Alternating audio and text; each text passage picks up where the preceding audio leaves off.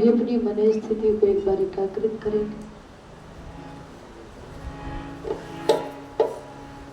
तुम ही ना पिता वसो, तुम माता शुद्धकृतो बभूविता आधाते सुम्नमे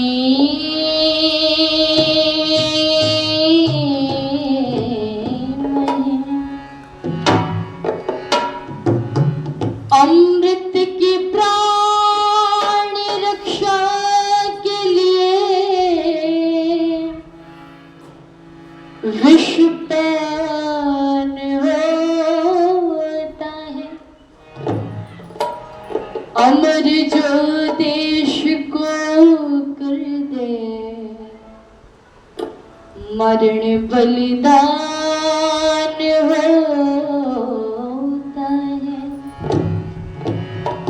शहीदों के लहू से चित्र बनता है आज और कल का।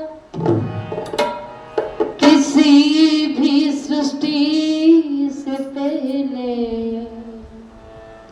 प्रलय का गान होता है। किसी भी सृष्टि से पहले प्रलय का गान होता है।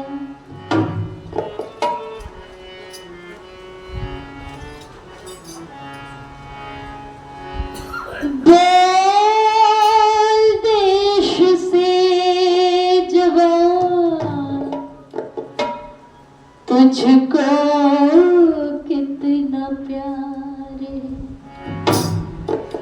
बोल देश से जवान, तुझको कितना प्यार है। बोल देश से जवान,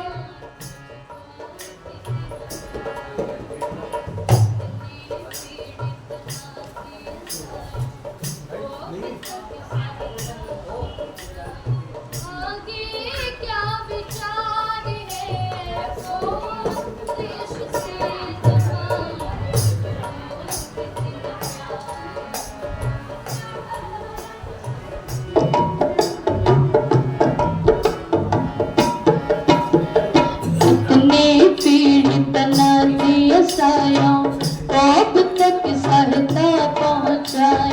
आगे क्या विचार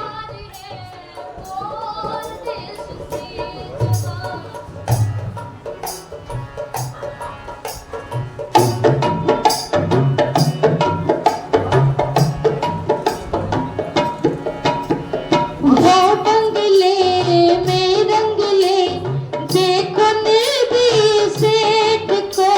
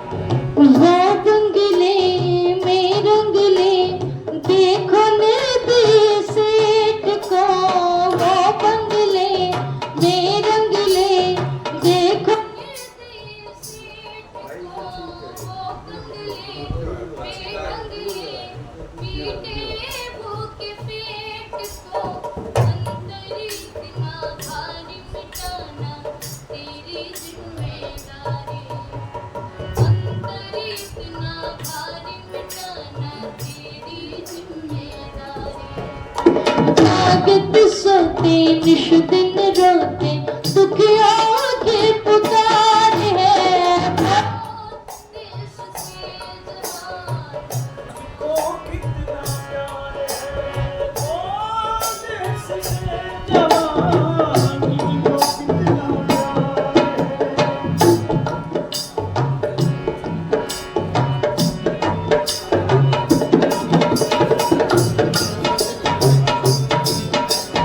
यही नहीं जहाँ कही कभी दूध की नालियाँ। यही नहीं जहाँ कही कभी दूध की नालियाँ।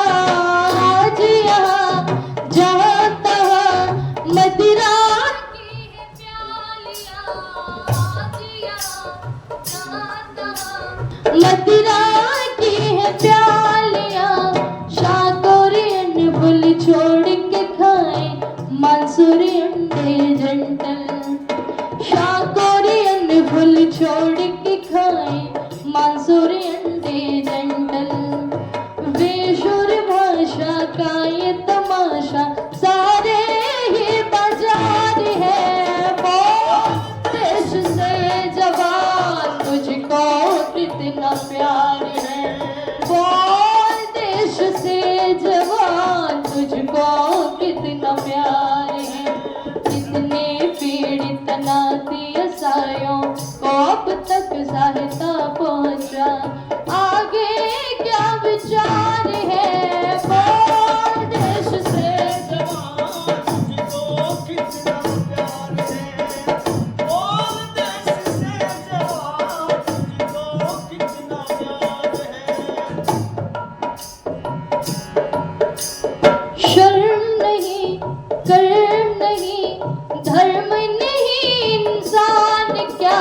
शर्म नहीं कर्म नहीं धर्म नहीं इंसान क्या।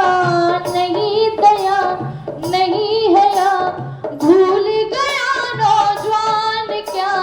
नहीं दया नहीं हया भूल गया नौजवान क्या। तेरे आगे असमत लुटती महिलाओं की लानत। तेरे आगे असमत लुटती महिलाओं की लानत।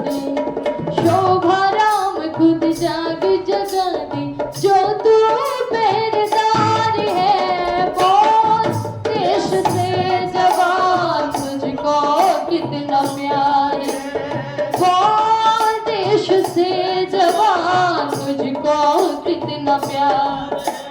कितने पीड़ित नाथ सायों को अब तक सहायता पहुंचा। आगे क्या विचार है। बोल देश से जवान तुझको कितना प्यार है। बोल देश से जवान तुझको कितना प्यार है। बोल देश से जवान तुझको कितना प्यार है। तुझको कितना प्यार है। तुझको कितना प्यार है। तुझको कितना प्यार है।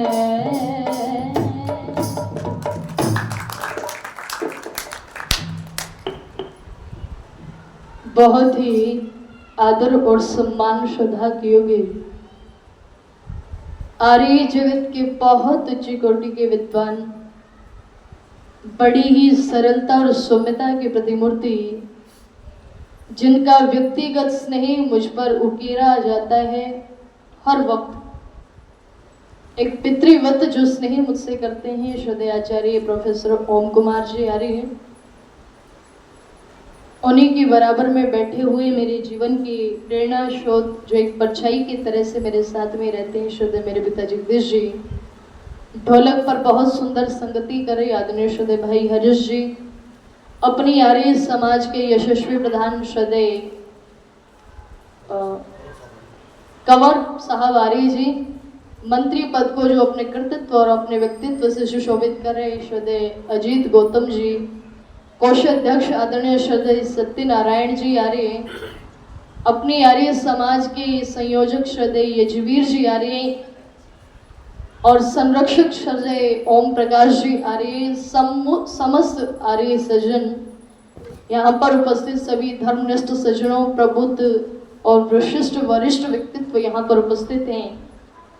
पूजा और वंदना के योग्य पवित्र मातृशक्ति और मेरे पड़ोसी गांव से मेरे चाचा जी जो बड़ा ही स्नेह मुझसे रखते हैं, श्रद्धेय रणवीर जी आर्य हैं। आइए थोड़ी सी देर के लिए कुछ चर्चा आप लोगों के साथ में मैं साझा करूंगी, इसी आशा और विश्वास के साथ में कि आप लोग बड़े ध्यान से और श्रद्धा से सुनेंगे। जैसा कि हमारा विषय रखा गया है रात्रिकालीन देशभक्ति से ओतप्रोत। देखिए, एक विधान है, विद्वानों ने एक निष्कर्ष निकाला है और ये अगर ये संविधान के रूप में लागू हो जाए तो इस भारत देश का नक्शा बदल सकता है।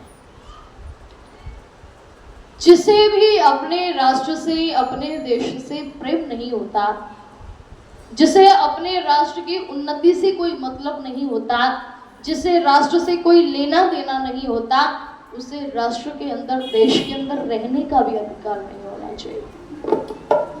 आज कश्मीर जैसी घटना, बांग्लादेश जैसी घटना बारंबार होती जा रही है, बारंबार होती जा रही है और इन बातों को हम देखते हैं, थोड़ा सा शोकप्रद, थोड़ा सा हम अपना विवेचन रखते हैं और फिर सारी बातों को हम भूल जाते हैं।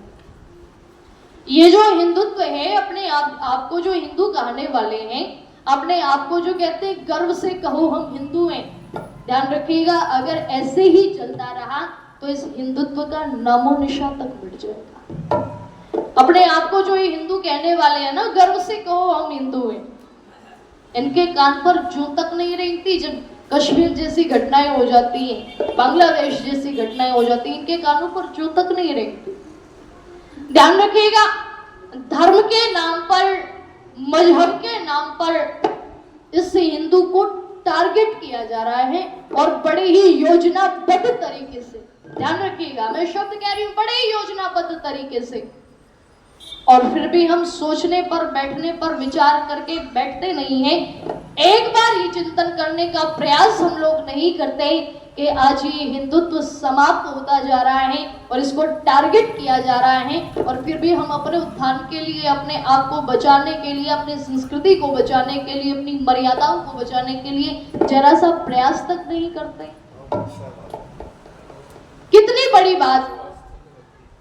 एक मुसलमान के बच्चे से यदि ये कहा जाए ना कि तुम्हें जाकर के मस्जिद में नमाज पढ़नी है, कुरान पढ़नी है, तो ध्यान रखिएगा, चाहे धरती इधर से उधर हो जाए, वो छोड़ेंगे नहीं अपनी चीजों को। एक ईसाई के बच्चे से यदि कहा जाए कि तुम्हें चर्च में जाकर के कैंडल जलानी है, प्रार्थना करनी है, तो चाहे धरती इधर से उधर हो जाए, वो छोड़ेंगे नहीं अपनी चीजों को, वो करेंगे प्रार्थना, वो जलाएंगे कैंडल।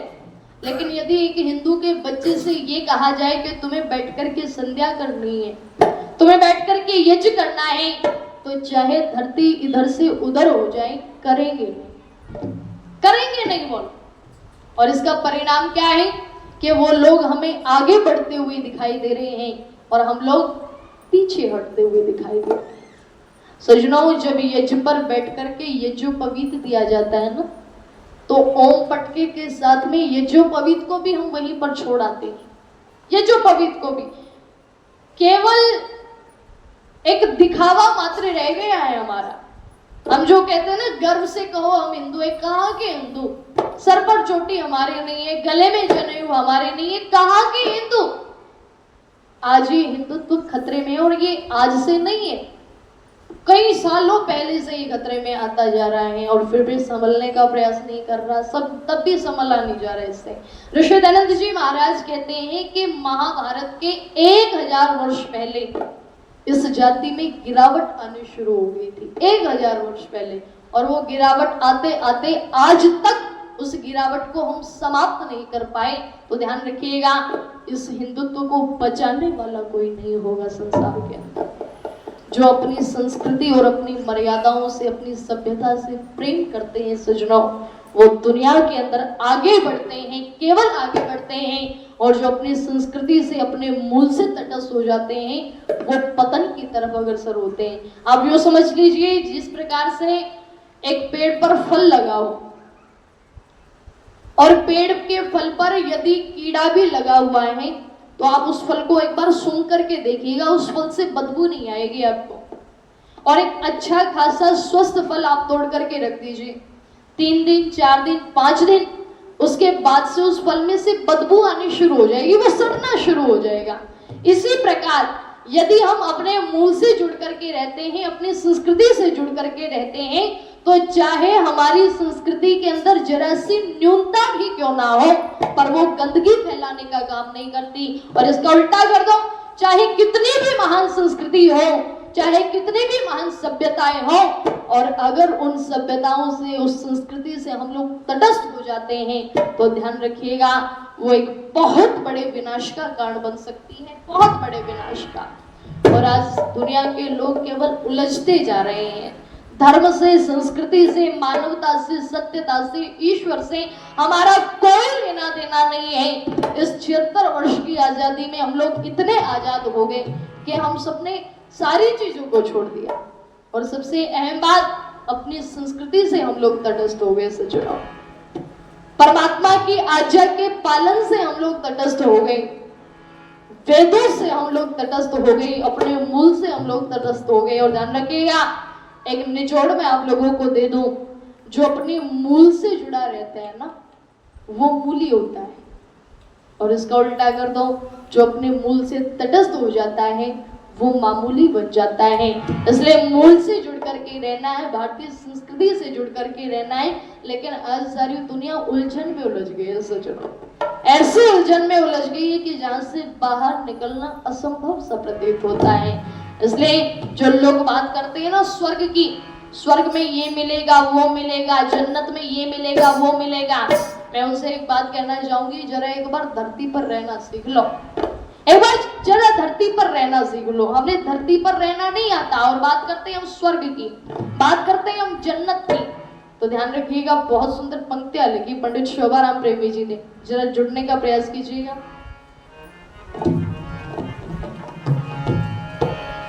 कि आज उलझन में उलझी है दुनिया,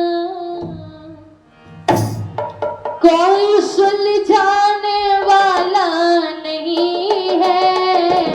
आज उलझन में उलझी है दुनिया, कोई सुलझाने वाला नहीं है। पथ से भटकाने वाले अनेकों, पथ से भटकाने वाले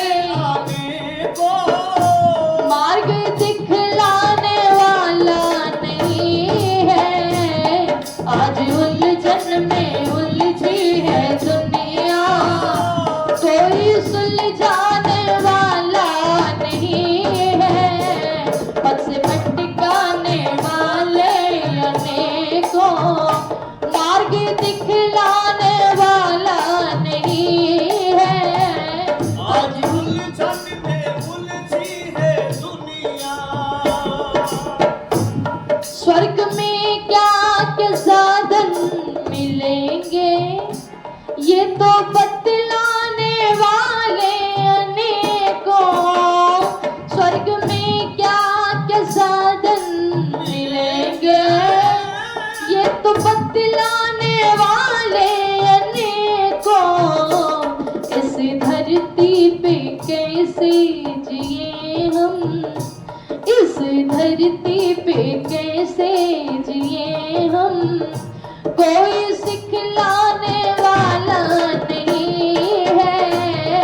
आज उलझन में उलझी है दुनिया, कोई सुलझाने वाला नहीं है। बस भटकाने वाले अनेकों, मार्ग दिखलाने वाला नहीं है।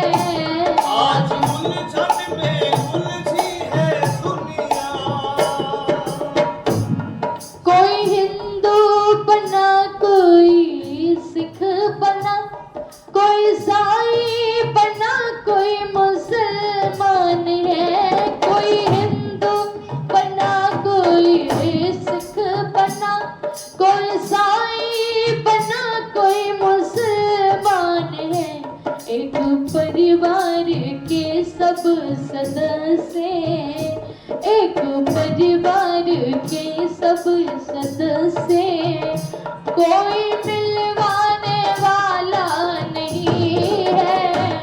आज उलझन में उलझी है दुनिया, कोई सुलझाने वाला नहीं है।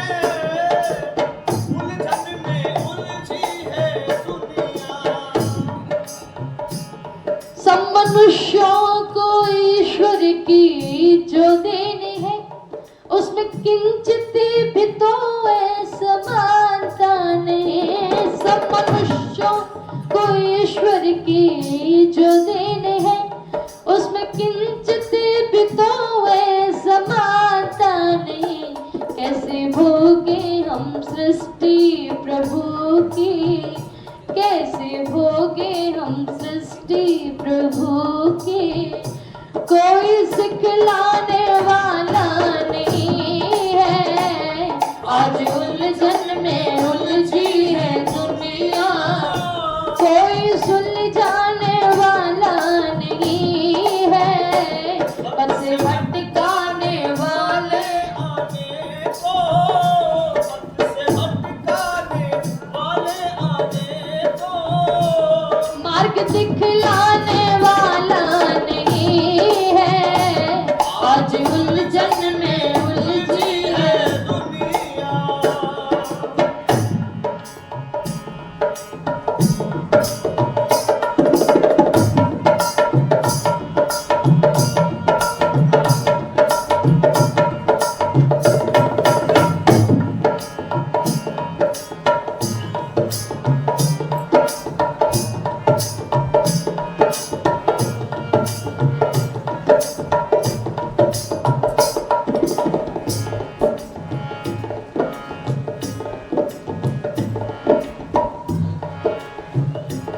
सब मनुष्यों को ईश्वर की जो देनी है, उसमें किंचित भी तो समानता नहीं। सब मनुष्यों को ईश्वर की जो देनी है, उसमें किंचित भी तो समानता नहीं।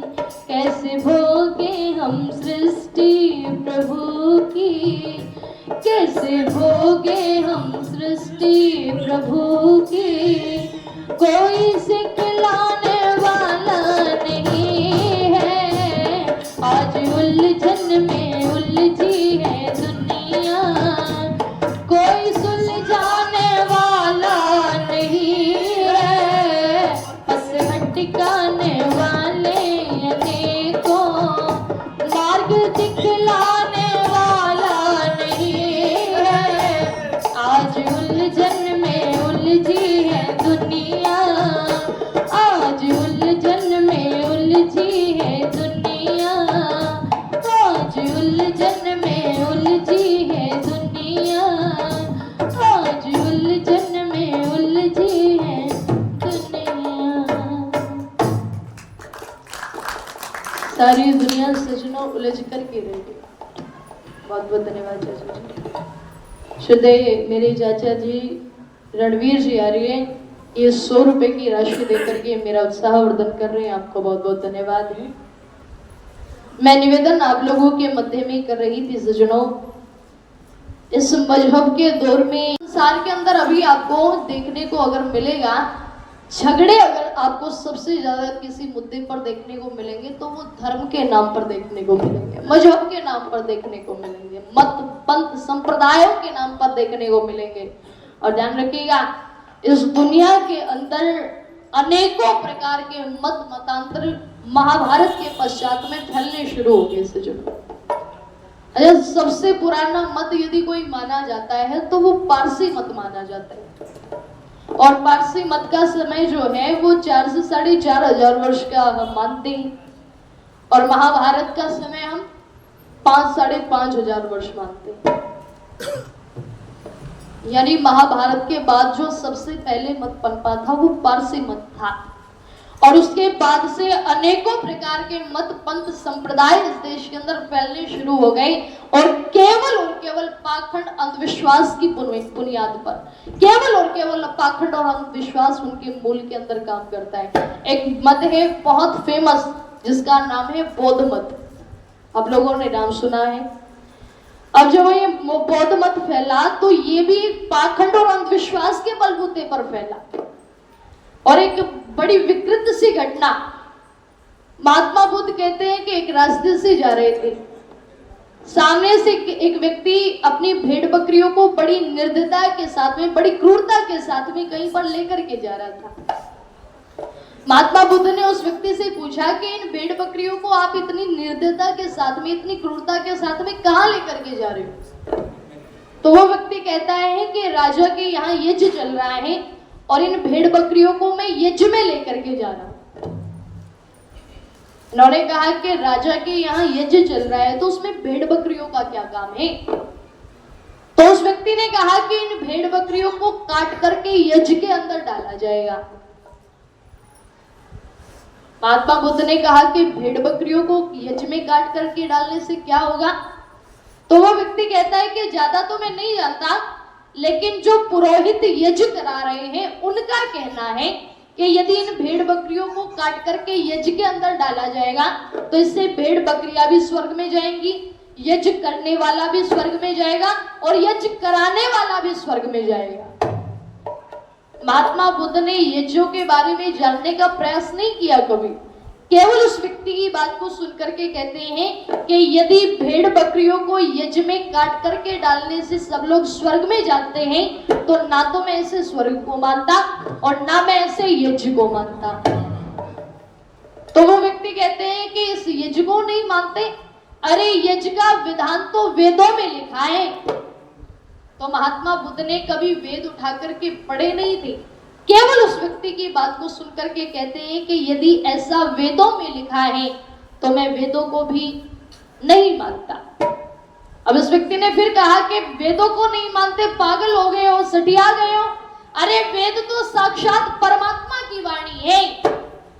जब उस व्यक्ति की इस बात को सुना तो महात्मा बुद्ध ने कहा कि यदि ऐसा परमात्मा ने कहा है तो मैं से परमात्मा को भी नहीं मानता, मैं तो बिल्कुल अलग हो रहा हूं। और अलग होकर के एक मत की स्थापना कर दी जिसका नाम है बौद्ध मत। केवल एक व्यक्ति की बात को सुनकर के कभी वेदों के बारे में जानने का प्रयास नहीं किया, यज्ञ के बारे में जानने का प्रयास नहीं किया, ईश्वर के बारे में जानने का प्रयास नहीं किया और इस हिंदुत्व के दुश्मन बनकर के वो बोधी लोग बैठ गए। मैं निवेदन कर दूं इस प्रकार से केवल एक बौद्ध मत नहीं, अनेकों मत पंथ संप्रदाय इस हिंदू जाति से निकल करके, इस आर्य जाति के अंदर से निकल करके कट करके इनके दुश्मन बन करके बैठ गए। और ध्यान रखिएगा, आगे भी मैं सचेत कर देना चाहती हूँ, अगर ऐसे ही चलता रहा इस देश का नक्शा सिमटने में ज्यादा देर नहीं लगेगी। इस देश का नक्शा सिमट सकता है सजनों, और किस बलबूते पर सिमट सकता है? विद्वानों का कहना है कि जो जाति, जो कौम, जो राष्ट्र अपने महापुरुषों और अपनी संस्कृति को भुला देता है उन देशों के नक्शे सिमट जाया करते हैं। इसलिए जरा सचेत होकर के मैं कह देना चाहती हूँ आप लोगों से, आज जो नक्शा बिगड़ता जा रहा है देश का, आज जो हालात बिगड़ते जा रहे हैं, जो आज हमारे अंदर न्यूनताएं आ रही है, गिरावट आ रही है, जो पतन हमारा हो रहा है, उसका बहुत बड़ा कारण है कि हम लोगों ने अपनी संस्कृति को भुला दिया, हम लोगों ने अपने महापुरुषों को भुला दिया। अरे जिस देश के अंदर भगत सिंह जैसे, राजगुरु सुखदेव जैसे नौजवानों को, शहीदों को आतंकवादी कह करके घोषित किया जाता हो, क्या वो देश अवनति की तरफ नहीं जाएगा? क्या वो देश पतन की तरफ नहीं जाएगा? मैं निवेदन कर दूं आप लोगों के बीच में, अगर आज इस देश का वजूद जिंदा है, आज दुनिया के नक्शे में भारत देश का नाम आता है, तो केवल और केवल उन शहीदों की बदौलत, केवल और केवल उन नौजवानों की बदौलत। इसलिए मैं निवेदन कर दूं आप लोगों के बीच में, उन लोगों ने अपना सर्वस्व देकर के हमें जिंदा रखा है। उन्होंने अपना सर्वस्व देकर के, अपना खून, अपना पसीना देकर के इस देश को स्वतंत्र कराया है, इस देश को जीवित रखा है, इस देश को नई दिशा और दशा देने का प्रयास किया है, जीवन का नया तरीका और सलीका देने का प्रयास किया है। तो ये इन सभी भावनाओं को समेटते हुए कवि ने कुछ गीत की पंक्तियां रखी हैं, तो बहुत सुंदर पंक्तियां हैं, जरा जुड़ने का प्रयास कीजिएगा। कि मेरे देश के जवान हो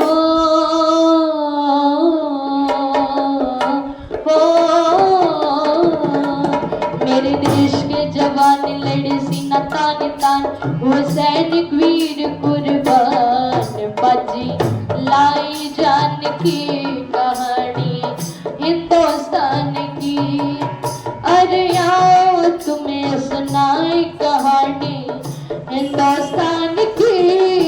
मेरे देश के जवान लड़े सीना तान तान, हुए सैनिक वीर कुर्बान, बाजी लाई जान की कहानी हिंदुस्तान की। अरे आओ तुम्हें सुनाए कहानी हिंदुस्तान की। मेरे देश के जवान लड़े सीना तान तान, हुए सैनिक वीर कुर्बान, बाजी लाई जान की कहानी हिंदुस्तान की। और इस कड़ी में सबसे पहले एक नाम आता है, वो झांसी की रानी लक्ष्मीबाई। एंड्रू जैक्सन एक बात कहता है उस झांसी की रानी के लिए कि उस रण में लड़ती हुई वो छतरानी रानी लक्ष्मी की बाई अकेली एक मर्दानी थी। रानी लक्ष्मीबाई अकेली मर्दानी थी और लोगों ने तो न जाने क्या चूड़ियां पहन रखी थी। उसने ये शब्द कहे, दांतों में दबा करके घोड़े की लगाम और दोनों हाथों में तलवार लेकर के अंग्रेजों को गाजर मूली की तरह से काटती जा रही है वो रानी लक्ष्मीबाई। और इसलिए लिखा क्या, महारानी लक्ष्मीबाई ना माना था धड़का, महारानी लक्ष्मीबाई ना मान्या था धड़का, रे रण भूमि में आई लिया बात कमर लड़का, रे रण भूमि में आई लिया बात कमर लड़का।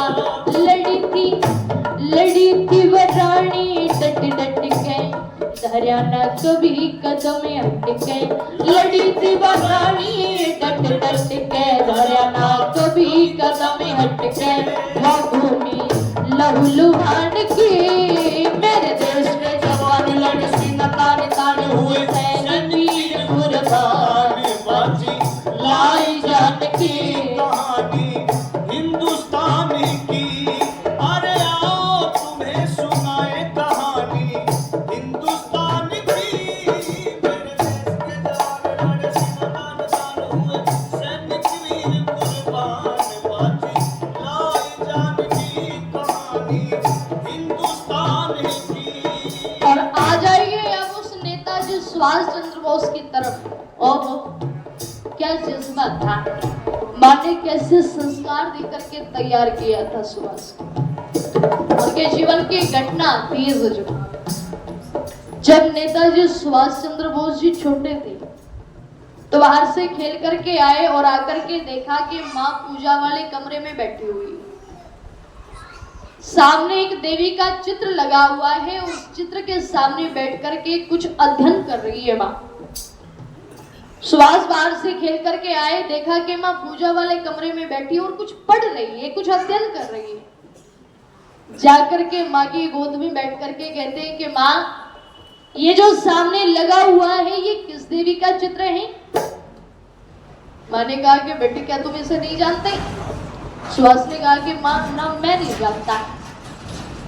माँ ने कहा कि बेटे ये भारत माता है, ये भारत माता है, वो भारत माता जिसे अंग्रेजों ने गुलामी की बेड़ियों में जकड़ रखा है, वो भारत माता जो तड़प रही है, बिलख रही है, लेकिन इसकी बेड़ियों को तोड़ने वाला कोई नहीं है, वो भारत माता।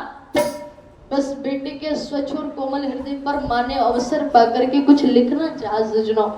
और उसका परिणाम क्या हुआ कि सुहास ने कहा कि माँ, क्या मैं भी आपके साथ मिलकर के इस देवी की पूजा कर सकता हूँ? बोले बिल्कुल। माँ ने हल्दी चावल रोली से भारत माता के मस्तक पर अभिषेक कर दिया और सुहास से कहा कि तुम भी भारत माता के मस्तक पर अभिषेक करो। तो सुहास कहते हैं कि माँ, मैं हल्दी चावल रोली से अभिषेक नहीं करूंगा। बोले तो? मैं तो किसी और ही चीज से अभिषेक करना चाहता हूँ। बस उठा और उठ करके रसोई में गया और रसोई से एक तेज चाकू निकाल कर ला करके माँ की गोद में बैठ करके अपने अंगूठे को चीर करके अपने लहू से भारत माता के मस्तक पर अभिषेक कर दिया और तभी से एक प्रतिज्ञा ले ली कि जब तक अपनी भारत माता को आजाद नहीं कराऊंगा तब तक मैं शादी नहीं कराऊंगा। वो था सुभाष चंद्र बोस। इसलिए लिखा था क्रांति दल का नेता वो बाबू बंगाली, था क्रांति दल का नेता वो सुभाष बंगाली, जिसने सिंगापुर जाकर हिंद फौज अपना ली। शेर ने सिंगापुर जाकर हिंद फौज अपना ली। चले थी तन्ना तन गोली वो खोती जाने अनमोली। चले थी तन्ना तन गोली वो खोती जाने अनमोली। वह घटना वायुयान की मेरे देश के जवान लड़े सीना तान तान हुए। सैनिक वीर कुर्बान बाजी लाई जान की कहानी हिंदुस्तान की। अरे आओ तुम्हें सुनाए कहानी हिंदुस्तान की। मेरे देश के जवान लड़े सीना तान तान हुए। सैनिक वीर कुर्बान बाजी लाई जान की कहानी हिंदुस्तान की। लाजपत राय भगत शेखर ने खेल खून से हारी। लाजपत राय भगत शेखर ने खेल खून से हारी। अरे उन बहादुर वीरों की हो गई अमर टोली। अरे उन बहादुर वीरों की हो गई अमर टोली। घर बार सब छोड़ा नाता कुटुंब से तोड़ा। घर बार सब छोड़ा नाता कुटुंब से तोड़ा। न परवाह महल मकान की मेरे देश के जवान लड़ सीना तान तान हुए। सैनिक वीर कुर्बान बाजी लाई जान की कहानी हिंदुस्तान की। अरे आओ तुम्हें सुनाए कहानी हिंदुस्तान की। मेरे देश के जवान लड़ सीना तान तान हुए। सैनिक वीर कुर्बान बाजी लाई जान की कहानी हिंदुस्तान की। और ऐसा नहीं कि इस देश के लिए नौजवानों ने बलिदान दिए केवल, और ऐसा भी नहीं कि इस देश के लिए मातृशक्ति ने ही बलिदान दिए केवल, और ऐसा ही नहीं कि इस देश के लिए वृद्धों ने ही बलिदान दिए केवल, इस देश के छोटे छोटे बच्चों ने भी बलिदान दिए। और इस लिस्ट में नंबर आता है किनका? जोरावर फतेह सिंह भाई दोनों चिड़े दीवारों में। जोरावर फतेह सिंह भाई दोनों चिड़े दीवारों में। वीर कुछ फांसी पे लटके कुछ जले अंगारों में। वीर कुछ फांसी पे लटके कुछ जले अंगारों में। इतिहास गवाही है यहाँ ताजा कविताएं है। इतिहास गवाही है यहाँ ताजा कविताएं है। अमर सिंह नौजवान की मेरे देश के जवान लड़े सीना तान तान हुए। सैनिक वीर कुर्बान बाजी लाई जान की कहानी हिंदुस्तान की। बाजी लाई जान की कहानी हिंदुस्तान की। बाजी लाई जान की कहानी हिंदुस्तान की। बाजी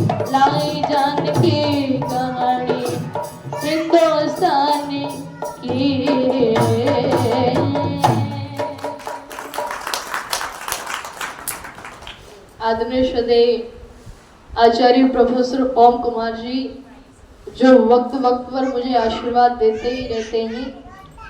आप अभी 100 रुपए की राशि देकर के मुझे आशीर्वाद दे रहे हैं, आपका बहुत बहुत धन्यवाद, बहुत बहुत आभार। मैं निवेदन आप लोगों के बीच में कर रही थी सज्जनों, पंडित लोकनाथ तर्क वाचस्पति जिन्होंने ये जी प्रार्थना लिखी, उनका लाहौर में बच्चों वाली आर्य समाज में एक रोज प्रवचन हुआ और 1 घंटा बोल करके उन्होंने कहीं जाना था। तो वो 1 घंटा बोल करके लोगों से, पदाधिकारियों से विदा लेकर के जैसे ही आर्य समाज के गेट की तरफ बढ़े तो वो लिखते हैं कि एक हट्टा कट्टा नौजवान, मात्र 16 वर्ष का नौजवान आकर के मुझे नमस्ते करता है और पैर छूता है और आकर के मुझे एक बात कहता है कि मैंने अपने परिवार से आपके बारे में बहुत सुना है, बहुत प्रशंसा सुनी है आपकी, और मैं चाहता हूं कि मेरा ये जो पवित्र संस्कार आपके हाथों हो। कहते हैं कि मेरा ये जो पवित्र संस्कार मैं चाहता हूं कि आपके हाथों हो। एक नौजवान स्वयं आकर के पंडित लोकनाथ तर्क वाचस्पति जी से ये बात कहता है।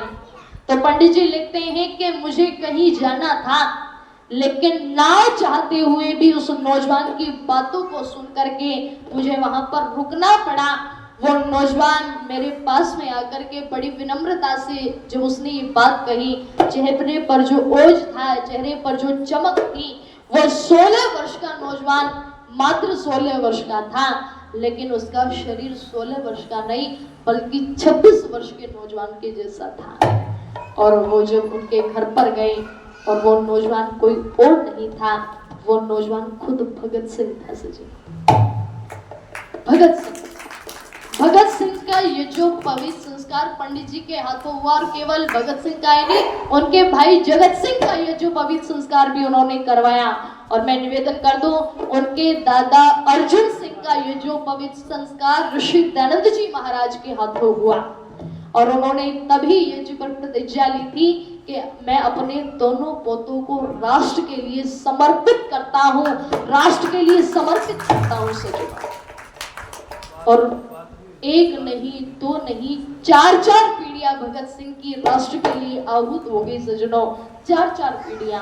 मैं निवेदन कर दूं, बड़ा अद्भुत परिवार था वो, वैदिक धर्मी परिवार था, आर्य समाज के विचारों से ओत-परोत परिवार था, प्योर आर्य था, प्योर हिंदू था।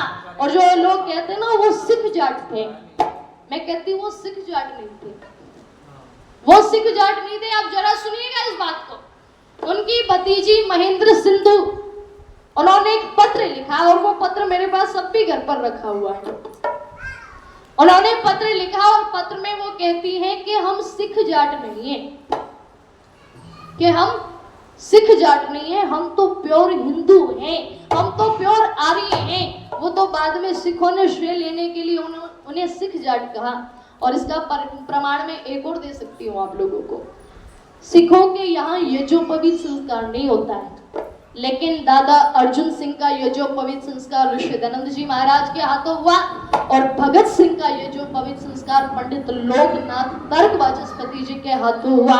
मैं निवेदन कर दूं आप लोगों के बीच में, क्या अनूठा नौजवान था, क्या अनूठा व्यक्तित्व था वो। केवल मात्र 23 वर्ष की आयु में, चमचमाती हुई जवानी में, जिसने फांसी के फंदों को चूमना स्वीकार किया, लेकिन अपनी गर्दन को किसी के सामने झुकाना स्वीकार नहीं किया, वो था भगत सिंह का व्यक्तित्व। और मैं निवेदन कर दूं आप लोगों के बीच में, जो लोग कह देते हैं ना कि दे दई हमें आजादी, बिना खड़क बिना ढाल, साबरमती के जिंद तो नहीं कर दिया तुम्हारा। मैं उन लोगों से एक बात कहना चाहती हूँ, लोगों ने अपनी पीढ़ियां खपाई है इस राष्ट्र के लिए, लोगों ने अपनी पीढ़ियां खपाई है, अपने शरीर का एक एक कतरा दिया है, अपने लहू की एक एक बूंद दी है, अपना सर्वस्व दिया है। बहनों ने अपने भाई दिए हैं, माताओं ने अपने बेटे दिए हैं, और पत्नियों ने अपने पति दिए हैं, अपनी मांग का सिंदूर दिया है, तभी आजादी हम तक पहुंचे हैं। और ये आजादी बड़ी कीमती है सज्जनों, बड़ी कीमती। उन नौजवानों के गरम गरम लहू पर तैर करके ये आजादी हम तक पहुंची है, इसलिए बड़ी कीमती है। अनेकों माताओं के मांग के सिंदूरों को पहुंच करके ये आजादी हम तक पहुंची है, इसलिए बड़ी कीमती है। अनेकों बहनों के भाइयों की कलाई पर राखी बांधने की उम्मीदें पानी में धुमिल हो गई सजनों, तभी आजादी हम तक पहुंची है। और मैं निवेदन कर दूं आप लोगों के बीच में, इस आजादी को संभाल करके रखना, ये दायित्व किसका है? ये दायित्व हमारा है। इसलिए इन सभी भावनाओं को समेटते हुए कवि ने कुछ पंक्तियां लिखी हैं, जरा जुड़ने का प्रयास कीजिएगा।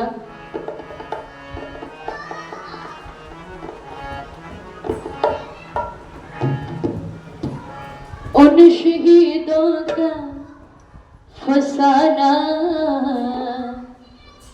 याद है, कौम में जज्बा जगाना याद है। उन शहीदों का फसाना याद है, कौम में जज्बा जगाना याद है। कौम की खातिर मिटे जो नौजवान, उस समय का वो जमाना याद है। उन शहीदों का फसाना याद है, कौम में जज्बा जगाना याद है। उन शहीदों का फसाना याद है, कौम में जज्बा जगाना याद है। तार के तख्तों पे बेखौफे कत्ल, उन शहीदों ने दिए अपने थे सर। तार के तख्तों पे बेखौफे कत्ल, उन शहीदों ने दिए अपने थे सर। उस भगत का मुस्कुराना याद है, उस भगत का मुस्कुराना याद है। कौम में जज्बा जगाना याद है, उन शहीदों का फसाना याद है, कौम में जज्बा जगाना याद है। भूले हकीकत की हकीकत को नहीं, जरा शब्दों पर ध्यान दीजिएगा। भूले हकीकत की हकीकत को नहीं, धर्म के हित पर लुटा दी थी जाएगी। भूले हकीकत की हकीकत को नहीं, धर्म के हित पर लुटा दी थी जाएगी। राहे हक में सर कटाना याद है, राहे हक में सर कटाना याद है। कौम में जज्बा जगाना याद है, उन शहीदों का फसाना याद है।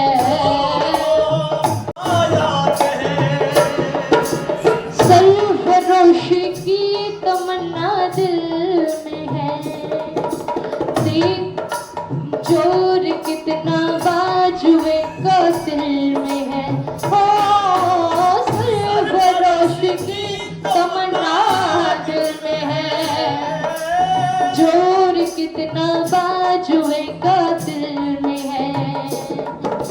क्या वो बिस्मिल का तराना याद है, क्या वो बिस्मिल का तराना याद है। कौम में जज्बा जगाना याद है, उन शहीदों का फसाना याद है। कौम में जज्बा जगाना याद है, कौम की खातिर मिटे जो नौजवान, उस समय का वो जमाना याद है। उन शहीदों का फसाना याद है, कौम में जज्बा जगाना याद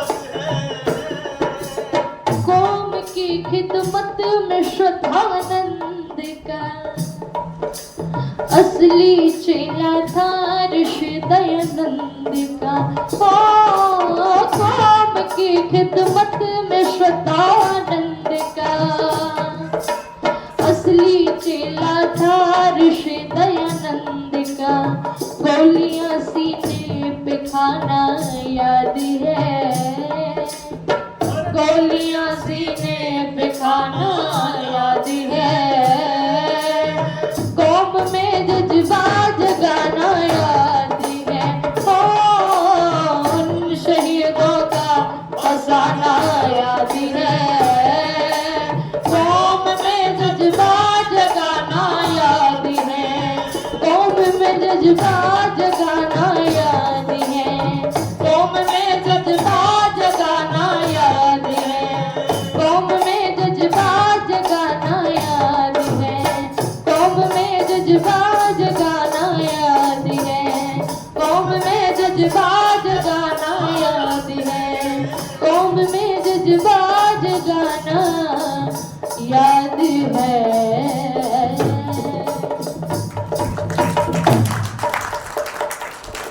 मात्र 30 वर्ष की नौजवानी में वो नौजवान फांसी के तख्ते को चुन गया। सजना, हम लोगों ने इतिहास को पढ़ करके नहीं देखा। अगर इतिहास को पढ़ करके देखते तो पता चलता कि कैसे वो वीर हकीकत राय जो अपने चोटी और जनेऊ को बचाने के लिए अपनी गर्दन को कटा तो सकता है, लेकिन किसी के सामने झुका नहीं सकता। हम लोगों ने इतिहास को पढ़ा होता तो पता चलता कि कैसे वो वीर राम प्रसाद बिस्मिल, ओहो, जो कभी आशिकी की शायरिया गाता था, लेकिन जब राष्ट्रभक्ति का रंग चढ़ा, देशभक्ति का रंग चढ़ा, तो वही शायरिया देशभक्ति में बदल गई थी, राष्ट्रभक्ति में बदल गई थी। सरफरोशी की तमन्ना अब हमारे दिल में है, देखना है जोर कितना बाजुए कातिल में है, वक्त आने पर बता देंगे तुझे आसमां, कि वक्त आने पर बता देंगे तुझे आसमां, हम अभी से क्या बताएं क्या हमारे दिल में। हम लोगों ने इतिहास को पढ़ा होता तो पता चलता कि कैसे वो जितेंद्र दास 63 दिन तक अनशन करके अपने प्राणों को त्याग सकता है, कैसे स्वामी श्रद्धानंद जो अंग्रेजों के सामने सीना तान करके खड़े हो गए थे, कैसे स्वामी ऋषि दयानंद जी महाराज जिन्होंने समस्त क्रांतिकारियों के अंदर वो प्राण फूंकने का काम किया, जो हंसते हंसते फांसी के तख्तों को चूम गए, जो हंसते हंसते कमर पर लाठियां खा गए, जो हंसते हंसते जलते हुए अंगारों में जल गए, जो हंसते हंसते दीवारों में चुन गए। मैं निवेदन कर दूं, ये प्राण फूंकने का यदि काम किसी ने किया है तो वो ऋषि दयानंद जी महाराज और आर्य समाज ने किया है। आर्य समाज ने जिस समय 1843 में 1943 में माफ कीजिएगा, पूर्वी बंगाल में कुछ मुस्लिम लीगी व्यक्तियों ने दंगा कराया, तो उसमें बहुत सारी बहन बेटियों के अस्तित्व को लूटा गया, छोटे छोटे बच्चों के साथ में दुर्व्यवहार किया गया, वृद्धों के सम्मान को ठेस पहुंचाई गई। और उस समय आर्य दल के अध्यक्ष थे ओम प्रकाश त्यागी जी, आप लोगों ने नाम सुना होगा। ओम प्रकाश त्यागी जी, उनको किसी ने सूचना आदि भिजवाई, संदेशा आदि भिजवाया, तो वो अपने साथ में 100 आर्य दल के नौजवानों को लेकर के पूर्वी बंगाल में पहुंचे, और जिन बहन बेटियों के अस्तित्व को लूटा जा रहा था, उनके अस्तित्व की रक्षा उन्होंने की, वृद्धों के सम्मान को जो ठेस पहुंचाई जा रही थी, उनके सम्मान की रक्षा उन्होंने की। और जब वो विजयी होकर के कोलकाता कारमा वाली स्ट्रीट आर्य समाज में पहुंचे, तो आर्य समाज के पदाधिकारियों ने फूल मालाओं के साथ में उनका स्वागत किया, उनका धन्यवाद ज्ञापित किया। और जब शाम का समय हुआ तो उस आर्य समाज का एक सेवक था जिसका नाम था तुलसीराम। देखिएगा कितना उदार हृदय। तुलसीराम ओम प्रकाश त्यागी जी के पास में आकर के बड़ी विनम्रता से एक बात कहता है कि सब लोग तो आपका सम्मान कर ही रहे हैं, मैं भी आपका सम्मान करना चाहता हूं। मैं अपने हाथों से बना हुआ राष्ट्रवादी भोजन आपको कराना चाहता हूं, आप उस भोजन को स्वीकार करें जाए। तो ओम प्रकाश त्यागी जी लिखते हैं कि मैं बड़ा जिज्ञासु था, इसलिए ये जानने के के लिए कि ऐसा कौन सा भोजन है जो राष्ट्रवादी है। तो उसी विचार के चलते वो प्रातःकाल जल्दी उठे, नहा धो करके तैयार होकर के तुलसीराम के कमरे में पहुंचे और तुलसीराम के कमरे में जाकर के कहते हैं कि तुलसीराम, तुम वो जो शाम को राष्ट्रवादी भोजन कराने की बात कर रहे थे, जरा तुम मुझे वो भोजन कराओ, मैं वो भोजन करने के लिए बिल्कुल तैयार हूँ। तो कहते हैं कि तुलसीराम उठा और सामने से एक अलमारी का ताला खुला और ताला खोल करके उस अलमारी में से एक थाली और एक कटोरा वो निकाल करके लाए और जो दाल चपाती सब्जी आदि जो भी उन्होंने बनाई थी वो बड़ी श्रद्धा से ओम प्रकाश त्यागी जी के सामने उन्होंने परोस दी। ओम प्रकाश त्यागी जी ने जैसे एक टुकड़ा तोड़ा और मुंह के अंदर डाला तो उनसे रहा नहीं गया। उन्होंने तुलसीराम से कहा कि तुलसीराम, तुम तो बात कर रहे थे कि कोई राष्ट्रवादी भोजन कराना चाहते हो, लेकिन इसमें राष्ट्रवादी भोजन की कौन सी बात है? ये तो सादी दाल चपाती है। मैं जानना चाहता हूं कि इसमें राष्ट्रवादी भोजन की कौन सी बात है। ये तुलसीराम कहता है कि यही बात मैं आपको बताना चाहता हूं, यही बात मैं आपको बताना चाहता हूं कि सनरस के कत्ल के बाद भगत सिंह इस आर्य समाज में आए थे और वो इस आर्य समाज में 3 महीने तक रुके सजनों, और 3 महीने तक वो प्रातःकालीन सबसे पहले उठ करके यजवेदी के समीप बैठ करके 8 मंत्रों का जाप करते थे और जब यज्ञ की अग्नि को प्रज्वलित करने का समय आता था, यज्ञ की अग्नि को प्रतिष्ठित करने का समय आता था, तो आर्य समाज में सोने वाले प्रत्येक व्यक्ति को उठा करके कहते थे कि उठ जाओ, ये सोने का समय नहीं है, यज्ञ की अग्नि प्रज्वलित होने वाली है, उठ जाओ। सबको उठा करके यज्ञवेदी के समीप ले आते थे और जब 3 महीने तक पूरे हो गए तो भगत सिंह मेरे पास आए। जब 3 महीने पूरे हो गए और मेरे पास आकर के बड़ी विनम्रता से उन्होंने एक बात कही थी कि तुलसीराम, दुनिया के लोग समाज का भला करने के लिए, राष्ट्र का भला करने के लिए धन आदि दे देते हैं, दान स्वरूप कोई कीमती वस्तु आदि दे देते हैं, लेकिन मेरे पास में ऐसा देने के लिए कुछ भी नहीं है। इस आर्य समाज ने 3 महीने तक मुझे श्रेय दिया है, मैं इसे कुछ देना चाहता हूँ। न तो कोई कीमती वस्तु मेरे पास में है, न मेरे पास में कोई धन है, बस ये मेरा थाली और एक कटोरा है, मेरे पास में केवल यही है। और ये थाली और कटोरा मैं चाहता हूँ कि ये तुम्हारे पास रहे। कोई भी व्यक्ति जब किसी बहन बेटी के अस्तित्व को बचा करके आए, सुनिएगा जरा, कोई भी व्यक्ति जब धर्म की रक्षा करके आए, कोई भी व्यक्ति जब संस्कृति की रक्षा करके आए, कोई भी व्यक्ति जब समाज का भला करके आए, तो उस व्यक्ति को इसी कमरे में बैठा करके इसी थाली कटोरे में भोजन करा देना। और यदि तुमसे कोई पूछे कि ये क्या है तो उन्हें एक बात कह देना कि ये भगत सिंह की विरासत है, भगत सिंह की विरासत है। और इतनी बड़ी विरासत मैं निवेदन कर दूं आप लोगों के बीच में, महात्मा गांधी जिस रस्सी से अपनी बकरियों को बांधा करते थे ना, वो रस्सियां आज भी संग्रहालयों के अंदर संजो करके रखी गई। लेकिन मैं पूछना चाहती हूँ, जरा वो रस्सियां भी हमें दिखा दो जिससे भगत सिंह जैसा नौजवान फांसी झूल गया। जरा वो रस्सियां भी हमें दिखा दो जिससे राजगुरु और सुखदेव जैसे नौजवान फांसी झूल गए थे। जरा वो रस्सियां भी हमें दिखा दो जिससे राम प्रसाद बिस्मिल जैसा नौजवान फांसी झूल गया था। मैं निवेदन कर दूं, जिन लोगों को अपने ही देश के अंदर आतंकवादी कहकर के घोषित किया जाए, क्या वो देश उन्नति के शिखरों पर जा सकता है? वो देश कभी उन्नति नहीं कर सकता सज्जनों। इसलिए और नौजवानों का हम शत नहीं बल्कि कोटि धन्यवाद करें जिन्होंने अपना सर्वस्व देकर के हम आजाद किया है, अपने खून से, अपने पसीने से इस भारतीय संस्कृति को, इस राष्ट्र को संचित किया है सज्जनों। तो आइए एक गीत की पंक्तियां मैं आप लोगों के मध्य में रख दूं। जरा इन सारी भावनाओं को समेटते हुए कवि ने बहुत सुंदर पंक्तियां लिखी हैं, बिल्कुल देहाती भाषा में, तो जरा जुड़ने का प्रयास कीजिए।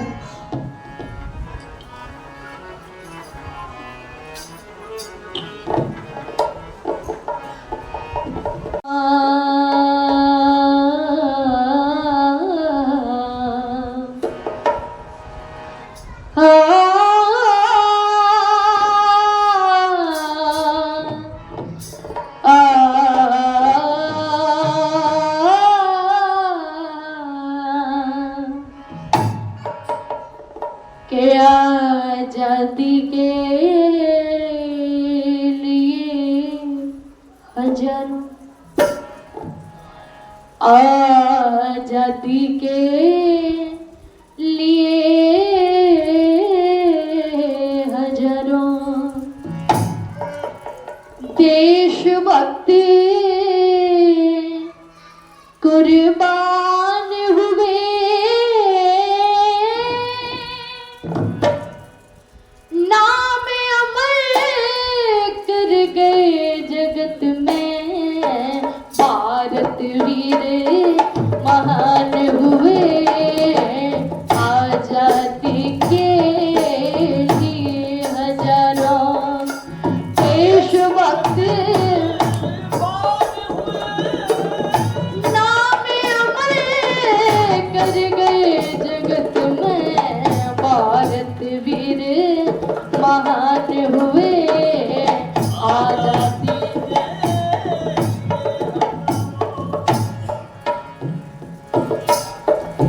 राणा संगा ने बाबर से सुनो घोर संग्राम किया, खट्टे दांत करे पापी के जग में ऊंचा नाम किया।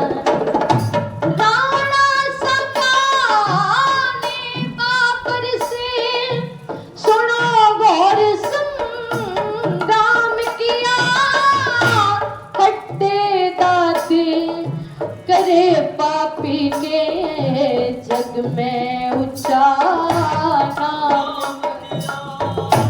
देख वीरता बलशाली की, देख वीरता बलशाली की, कंपित मुगल पठान हुए, नाम अमर कर गए जगत में, भारत वीर महान हुए, आजादी के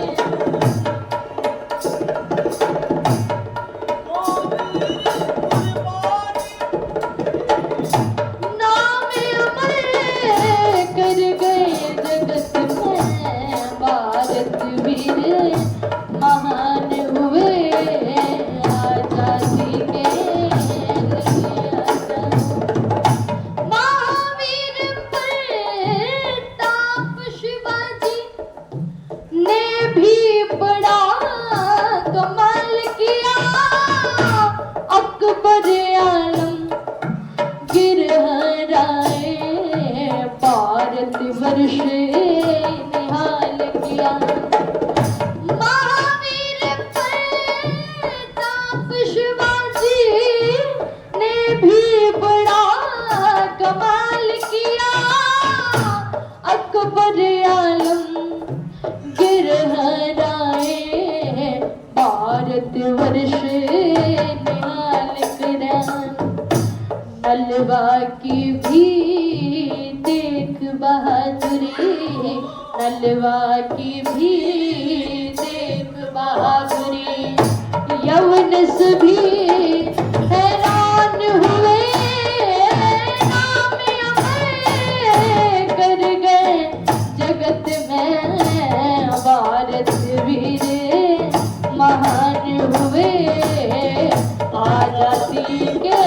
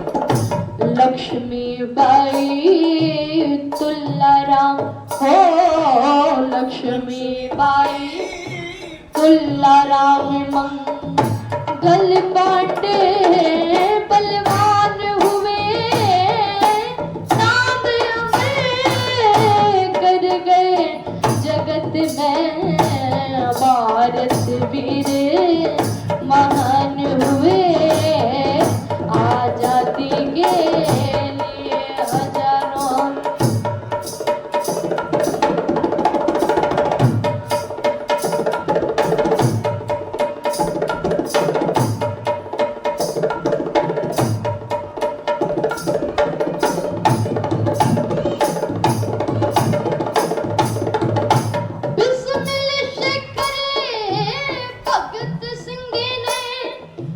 दुश्मन का नाम खाया फांसी के बंदों को चुम्या जग को साहस दिखलाया बिस्मिल शेखर भगत सिंह ने दुश्मन का नाम खाया फांसी के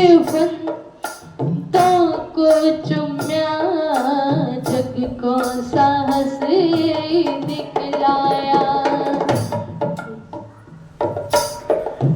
वीर लाजपत के भी निर्भय वीर लाजपत के भी निर्भय जोश ले व्याख्यान हुए नाम अमर कर गए जगत में भारत वीर महान हुए आजादी के लिए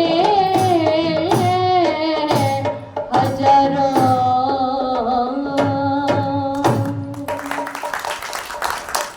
उस आजादी की बलिवेदी पर सजनों लाखों लोगों ने अपने प्राणों की आहुति दी है तब जाकर के आजादी आप और हम तक पहुंची है। तो उन नौजवानों का हम शत शत नहीं बल्कि कोटि से वंदन करें, धन्यवाद ज्ञापित करें और उनके पद चिन्हों पर चलने का हम लोग प्रयास करें। तो इन्हीं सारी भावनाओं को समेटते हुए मैं आप सभी का बहुत बहुत धन्यवाद ज्ञापित करती हूँ। आप लोगों ने बड़े ध्यान से दक्षित होकर के मुझे सुना, सभी का सामूहिक रूप से बहुत बहुत धन्यवाद।